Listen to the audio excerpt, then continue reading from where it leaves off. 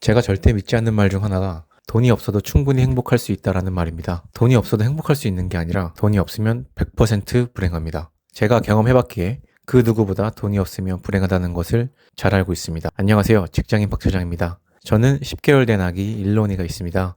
아기를 낳기 전과 후의 삶은 완전히 다르다는 말을 주변 사람들로부터 정말 많이 들었었는데요. 실제로 아기를 낳기 전과 낳은 후 제 삶은 완전히 바뀌었고 인생관도 완전히 바뀌었습니다. 아이가 생기기 전에는 비혼이나 딩크에 대한 생각도 충분히 이해가 갔습니다. 육아는 힘들어 보였고 무엇보다 내 인생이 사라질지도 모른다는 두려움이 컸습니다. 하고 싶은 것, 사고 싶은 것, 누리고 싶은 것들을 포기해야 할지도 모른다는 막연한 불안이 있었기 때문입니다. 그래서 결혼과 출산은 선택의 영역이라고 생각했습니다. 하지만 일론이가 태어난 후 제 인생과는 완전히 달라졌습니다. 일론이가 잠든 모습을 바라볼 때, 아침에 눈을 뜨자마자 두 팔을 벌려 안아달라고 다가올 때, 저를 보고 환하게 웃어줄 때 느끼는 감정은 세상에 태어나서 처음 느껴보는 행복을 넘어서는 감정이었습니다. 육아는 분명 힘듭니다. 체력적으로도 정신적으로도 쉽지 않습니다. 그럼에도 불구하고 아이가 주는 행복은 그 모든 어려움을 덮고도 남습니다. 내 인생이 사라진다는 걱정은 어느 순간 사소한 생각이 되어버렸습니다. 저는 학창시절 가난하게 자랐고 그래서 가난이 미치도록 싫었습니다. 가난에서 벗어나기 위해 공부했고 가난하기 싫어서 무조건 좋은 대학에 입학해서 대기업에 취업해야 한다고 생각했습니다. 일론이가 태어나기 전에는 가난이 저의 가장 강력한 동기부여이자 원동력이었습니다. 그런데 이제 제 삶의 가장 큰 동기부여는 일론이입니다. 예전에는 가난이 싫어서 돈을 벌고 싶었다면 지금은 사랑하는 가족이 행복했으면 좋겠어서 더 많이 벌고 싶어졌습니다. 일론이가 먹고 싶은 것, 입고 싶은 것, 배우고 싶은 것들을 고민 없이 해주고 싶은 마음, 와이프가 하고 싶은 것을 망설임 없이 들어주고 싶은 마음, 이것이 지금 저를 움직이게 하는 원동력입니다. 이게 모든 부모의 마음일 것이라고 생각합니다. 그래서 저는 돈을 더 많이 벌어야겠다는 결심을 했습니다. 많은 사람들이 말합니다. 돈이 많다고 해서 100% 행복한 것은 아니라고. 저도 동의합니다. 하지만 한 가지는 확신합니다. 돈이 없으면 100% 불행합니다. 제가 돈이 없어 봤고 그래서 불행을 겪어봤기에 누구보다 잘 알고 있습니다. 대학교 1학년 때 알바비가 들어오려면 3일이 남은 날이었습니다. 불안한 제 심장을 알기라도 하듯 비가 추적추적 내리는 날씨였는데요. 통장에는 5,000원 정도가 있었고 너무 배가 고파 편의점에 가서 당시 2,000원 정도 하는 김치볶음밥을 샀습니다. 아직도 기억이 나는 게 김치볶음밥 위에 계란 후라이가 올려져 있는 제품이었는데요. 편의점에서 김치볶음밥을 데우고 집으로 오는 길이었습니다. 내리막길이었는데 다른 날은 미끄러지고 싶어도 미끄러질 수 없는 길이었는데 갑자기 엉덩방아를 찧으며 미끄러졌습니다. 손에 들고 있던 김치볶음밥이 떨어지는 게 슬로우 비디오처럼 느껴졌습니다. 김치볶음밥이 떨어지면서 위에 있던 계란 후라이가 밖으로 떨어져 나갔습니다. 제가 제일 먼저 느낀 감정은 넘어져서 쪽팔린 게 아니었습니다. 주위를 두리번거리며 아무도 본 사람이 없는 걸 확인한 후 흙이 묻은 계란 후라이를 집어넣고 재빨리 집으로 왔습니다. 계란 후라이를 물에 씻고 김치볶음밥을 먹었습니다. 너무너무 맛있었습니다. 눈물이 났습니다. 눈물과 함께 김치볶음밥을 먹었습니다. 이렇게까지 하면서 살아야 하나라는 감정과 부모님 그리고 세상에 대한 원망을 하며 엉엉 소리내어 실컷 울었습니다. 저는 일론이에게 이런 감정을 물려주고 싶지 않습니다. 그날 다짐했습니다. 돈이 되는 일이라면 무엇이든 하자.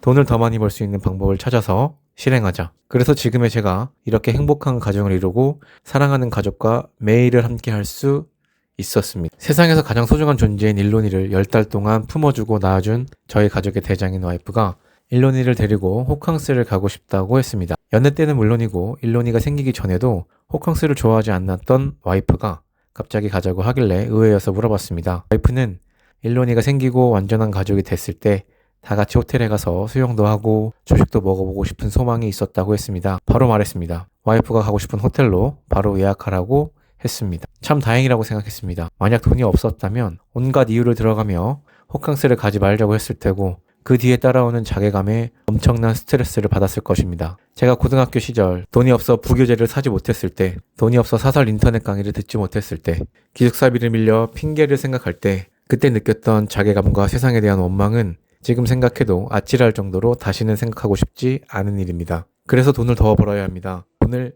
많이 벌어야 합니다. 그래야 내가 사랑하는 존재들이 행복해지고 그 행복을 함께하는 나는 더 행복해질 수 있습니다. 호캉스를 가는 날 아침 조금 일찍 일어나 혼자 생각을 했습니다. 와이프가 하고 싶은 호캉스, 일론이가 좋아하는 수영을 하게 해줄 수 있어 너무너무 행복했습니다. 호텔에 있는 몰에 들러 점심을 먹으러 걸어가며 와이프의 표정을 보는데 너무 설레고 좋아하는 모습에 출산하고 나서 먼저 하고 싶은 게 없는지 물어볼 걸 하는 생각도 했습니다. 저희 가족이 행복한 것을 알았는지 감사하게도 룸도 업그레이드해서 배정이 되어 스위트룸에서 묵을 수 있었습니다. 한강이 보이는 뷰를 바라보며 감탄하는 와이프와 아직 아무것도 모르지만 푹신한 침대 위에서 뒹굴뒹굴하는 일론이를 보며 저는 이렇게만 행복하게 지내자라고 혼자만의 행복을 만끽하고 있었습니다. 그리고 돈을 더 많이 벌어야겠다는 생각도 했습니다. 아빠가 된 후 가장 먼저 달라진 것은 돈을 바라보는 관점이었습니다. 예전에 저는 돈을 나 자신을 위한 수단으로만 생각했습니다. 좋은 집, 좋은 차, 남들보다 뒤처지지 않는 삶, 가난하게 자랐다는 컴플렉스를 극복하기 위한 도구가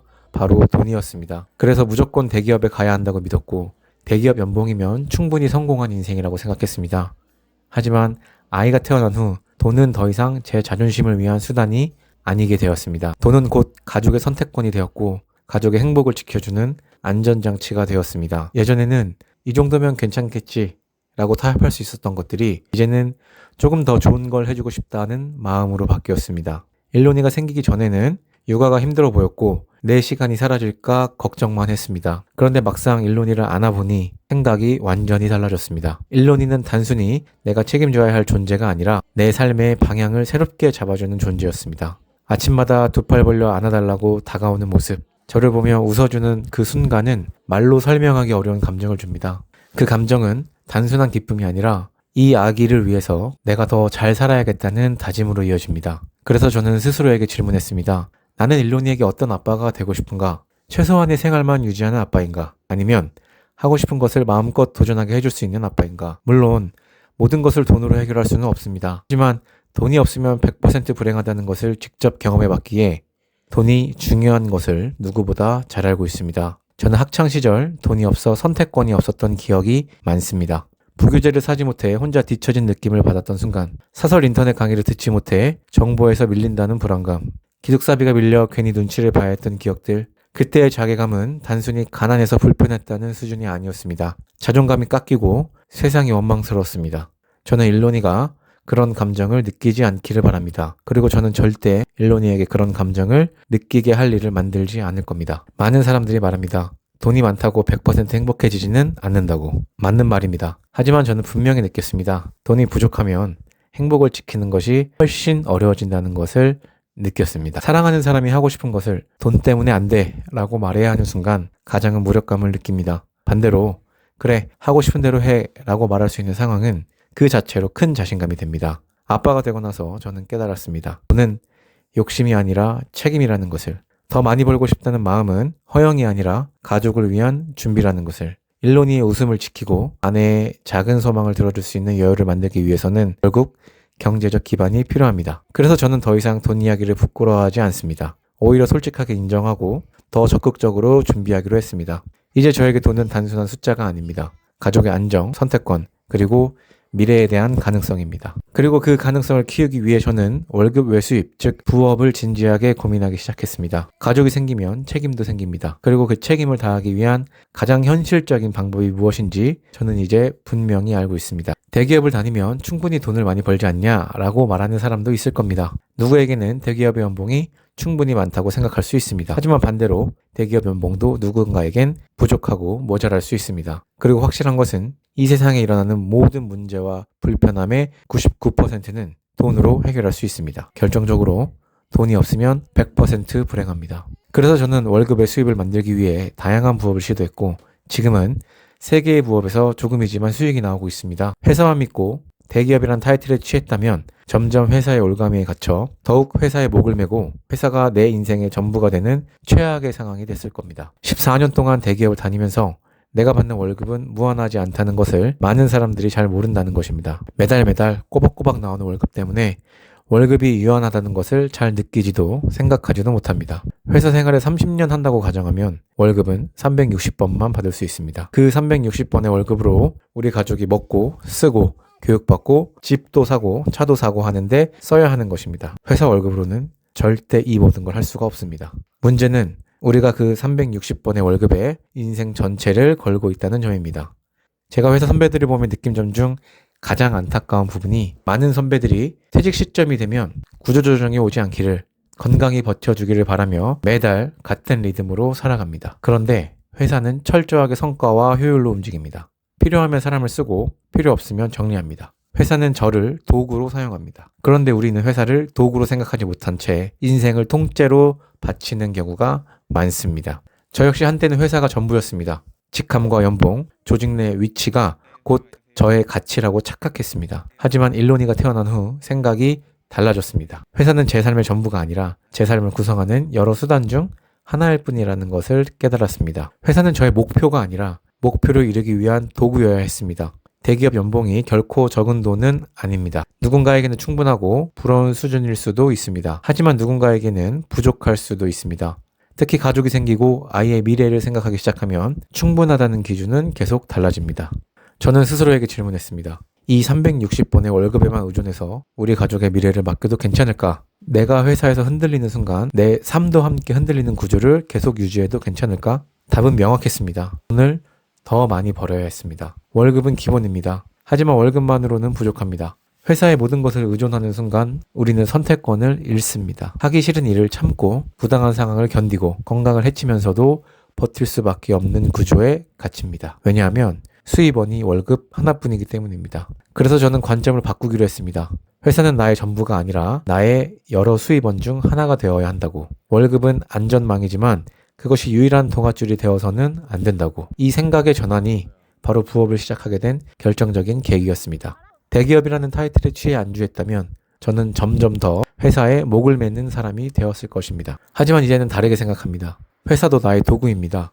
나의 시간과 능력을 제공하는 대신 월급을 받는 하나의 계약 관계일 뿐입니다. 그리고 그 계약 관계에 제 인생 전체를 저당 잡히지 않기 위해 저는 월급 외 수입을 만들어야겠다고 결심했습니다. 월급의 한계를 인정한 순간 저는 행동을 시작했습니다. 거창한 결심부터 한 것은 아닙니다. 다만 회사 말고도 돈을 벌 수 있는 방법이 분명히 있을 것이다 라는 생각 하나로 작은 시도들을 해보기 시작했습니다. 그렇게 시작한 것이 바로 부업이었습니다. 처음에는 두려움이 컸습니다.